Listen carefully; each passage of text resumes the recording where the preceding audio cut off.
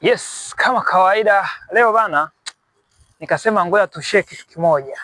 Hivi katika maswali yako ambayo unazunguka unajiuliza, ulishawahi kujiuliza kwamba Area 51 huwa inafichaga nini pale? Je, unaijua historia ya Area 51? Kwa wale wataalamu wanaopenda sana kufuatilia movie na nini, kisema Area 51 wengi watakuwa wanajua. Lakini kwa wale ambao wapenda sana kufuatilia movie, ni ngumu sana kujua Area 51. Lakini mimi nataka nikupe historia inayohusiana na Area 51. Ukiona Marekani inajigamba na kujiamini, usidhani ni bure. Area 51 bana ni sehemu ambayo ilianzishwa mwaka 1955 na serikali ya Marekani, ikiwa na usiri mkubwa sana. Lakini mwanzoni ilivyoanza ilikuwa kwamba ni sehemu ambayo ilikuwa ikiandaa na kufanya majaribio ya kijeshi, wakimaanisha ndege za kijeshi pamoja na vifaa mbalimbali vya kijeshi. Lakini mwanzoni watu waliweza kukataa na kusema hakuna kitu kinachoitwa Area 51. Lakini baadaye mwaka 2013 CIA ikaamua kudhibitisha kwamba kweli eneo linaloitwa Area 51 lipo, lakini lina kazi zifuatazo.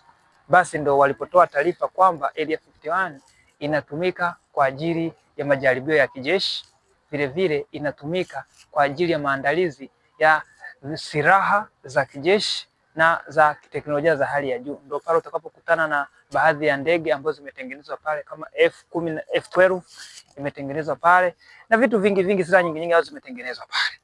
Lakini bado inaonekana kama kuna usiri mkubwa sana ambao umefichwa pale, ambao ni ngumu sana Marekani kuusema, kwa sababu wengine wanasema kwamba katika lile eneo la Area 51 kuna vitu vingi sana ambavyo vimefichwa pale.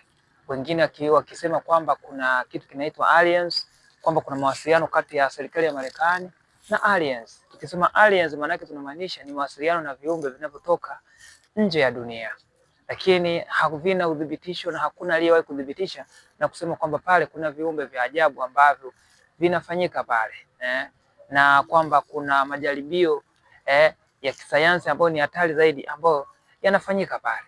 Umeona, hakuna aliyedhibitisha, lakini kiuhalisia wanakwambia Area 51 bana, ile ni sehemu ambayo ni hatari sana. Umeelewana? Hiyo inaitwa Area 51 kwa ufupi. Nimejaribu kuelezea kwa ufupi kuhusu Area 51. Unaweza kuingia mtandaoni ukatafuta Area 51 ambayo inapatikana katika jangwa la Nevada.